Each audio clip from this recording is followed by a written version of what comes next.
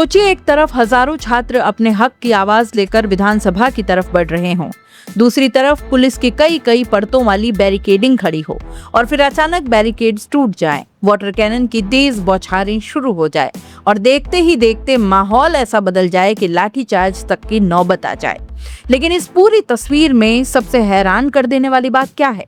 पानी की बौछारों के बीच कुछ छात्र डांस करते नजर आए। जी हाँ, ये तस्वीरें झारखंड की राजधानी रांची की है, जहां जेपीएससी और जेएसएससी की परीक्षाओं में कथित गड़बड़ियों को लेकर छात्रों का आंदोलन आज 17वें दिन भी जारी रहा। और आज छात्रों ने सिर्फ प्रदर्शन नहीं किया, बल्कि झारखंड विधानसभा के घेराव का ऐलान कर दिया।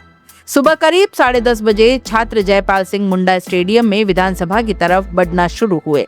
आंदोलनकारी पहले ही साफ कर चुके थे कि उनका मार्च शांतिपूर्ण और संवैधानिक तरीके से होगा, लेकिन विधानसभा की तरफ बढ़ते ही पुलिस ने उन्हें रोकने के लिए भारी सुरक्षा व्यवस्था और बैरिकेडिंग कर रखी थी। पुराने विधानसभा भवन के पास छात्रों और पुलिस के बीच तनाव बढ़ा और खबर आई कि प्रदर्शनकारियों ने पुलिस की बैरिकेडिंग तोड़ दी है। बताया गया कि सुरक्षा के लिए कई स्तरों पर बैरिकेडिंग की गई। रिपोर्टों के मुताबिक 7 राउंड की बैरिकेडिंग में से 6 को प्रदर्शनकारियों ने हटा दिया और अब आखिरी बैरिकेडिंग छात्रों और विधानसभा के बीच खड़ी थी। इसके बाद पुलिस ने भीड़ को पीछे करने के लिए वाटर कैनन का इस्तेमाल करना शुरू कर दिया। लेकिन यहाँ तस्वीर ने अचानक ऐसा मोड़ लिया जिसकी शायद पुलिस को उम्मीद नहीं रही होगी। पानी की तेज बौछारों के सामने पीछे हटने की बजाय कुछ छात्र वहीं डांस करते नजर आए। सोशल मीडिया पर सामने आए इन वीडियो ने आंदोलन की तस्वीर को और ज्यादा चर्चा में ला दिया। मामला यहीं रुकने वाला था नहीं। इसके बाद प्रदर्शनकारियों और सुरक्षा कर्मियों के बीच तनाव और बढ़ने की खबर आई। कुछ वीडियो में प्रदर्शनकारियों की तरफ से सुरक्षा कर्मियों पर बोतलें फेंके जाने के दृश्य दिखाई दिए। वहीं पुलिस की तरफ से लाठीचार्ज किए जाने की खबर सामने आई। यानी जिस आंदोलन को शांतिपूर्ण तरीके से शुरू करने की बात कही गई, वो अब टकराव की तस्वीरों में बदलता नजर आया। इस पूरे घटनाक्रम के बीच आंदोलन के प्रमुख चेहरों में से एक देवेंद्र नाथ महतो भी एम्बुलेंस से विधानसभा की तरफ बढ़े। बताया जा रहा है कि वो पिछले कई दिनों से अनशन पर है। उन्होंने प्रदर्शनकारियों से शांति बनाए रखने की अपील की। उनका कहना था कि मुख्यमंत्री हेमंत सोरेन का जन्मदिन है और वो नहीं चाहते कि इस मौके पर कोई ऐसी घटना हो जिससे छात्रों को चोट लगे, खून बहे या हालात हिंसा की तरफ बढ़े। लेकिन सवाल अब सिर्फ आज के विधानसभा घेराव का नहीं है। सवाल है कि आखिर छात्र इतने दिनों से सड़क पर क्यों है? छात्रों का आरोप है कि जेपीएससी और जेएसएससी की परीक्षाओं में कथित तौर पर गड़बड़ियां हुई है और इन्हीं मामलों की निष्पक्ष जांच और कार्रवाई की मांग को लेकर आंदोलन चल रहा है। सरकार का कहना है कि छात्रों के प्रतिनिधि मंडल से कई दौर की बातचीत हो गई है और उनकी अधिकांश मांगे मान ली गई है।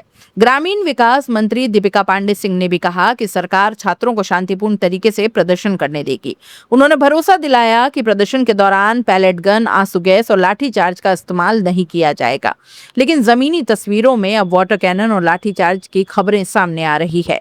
वहीं छात्रों की सबसे बड़ी मांगों में से एक जेएसएससी और सीजीएल परीक्षा को रद्द करना है। जेएलकेएम विधायक जयराम महतो का कहना है कि सरकार ने छात्रों की कई मांगे मान ली है, लेकिन सीजीएल परीक्षा रद्द करने की मांग सबसे अहम है और अभी तक इसे स्वीकार नहीं किया गया।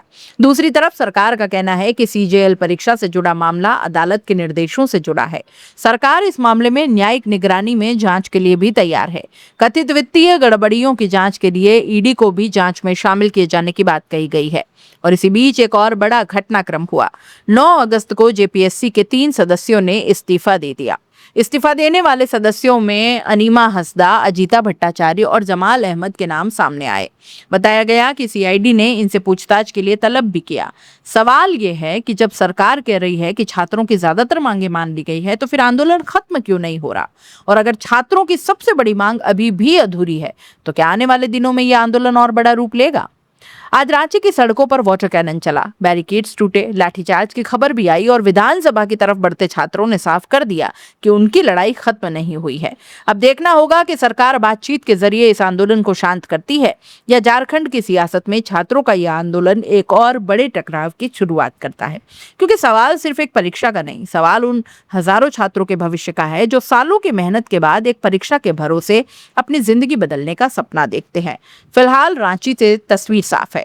छात्र पीछे हटने को तैयार नहीं है, सरकार दबाव में है और विधानसभा के बाहर बढ़ता ये तनाव अब पूरे झारखंड की नजरों में है।